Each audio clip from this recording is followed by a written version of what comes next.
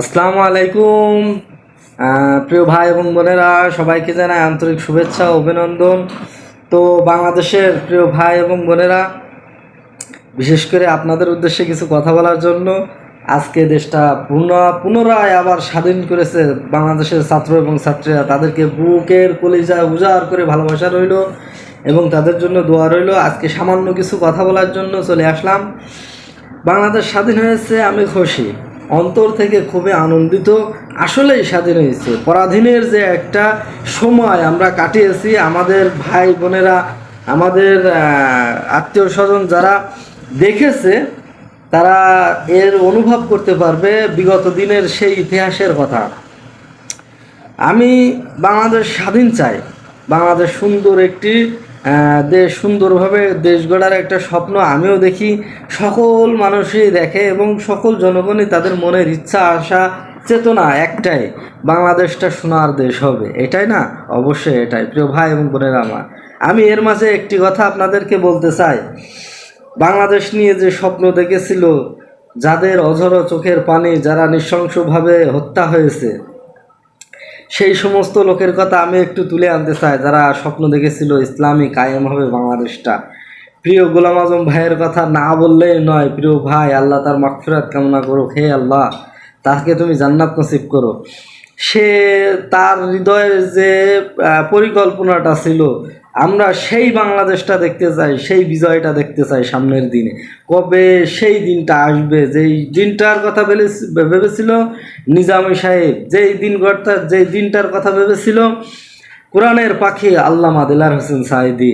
প্রিয় ভাই এবং বোনেরা আমার, তার যে স্বপ্ন ছিল, তার যে ইচ্ছা ছিল, বাংলাদেশে একদিন সেই সোনার বাংলা গঠিত হবে, ইসলামী জীবনযাত্রা দিয়ে, ইসলামীভাবে দিন কায়েমের পথে ইসলামী বিজয় করবে। প্রিয় ভাই এবং বোনেরা আমার, সকলের কাছে, বাংলাদেশের দেশবাসী সকলের কাছে আমার একটি বার্তা, আমি একজন প্রবাসী, আমরা খুশি।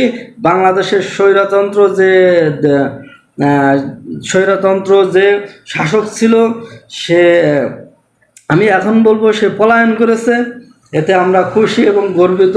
হাজারো স্যালুট, হাজারো সালাম জানাই আমার ছাত্র এবং ছাত্রদের ভাইদেরকে। প্রিয় ভাই এবং বোনেরা আমার, সেই স্বপ্ন বাস্তবায়নের জন্য আপনাদেরকে আরও কর্ম করতে হবে, আরও কাজ করতে হবে। কর্ম কিন্তু শেষ হয়নি, আরও সামনে আপনাদের অনেকের কাজ আছে, অনেক দূর এগিয়ে যেতে হবে। প্রিয় ভাই, প্রিয় বোনেরা আমার, আপনাদেরকে একটাই বার্তা, একটাই মেসেজ দিতে চাই আমি।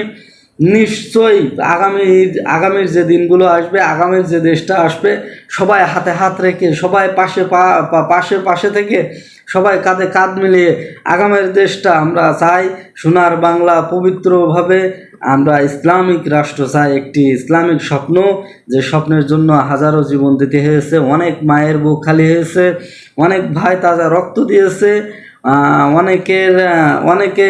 অনেকের সন্তান শহীদ হয়েছে।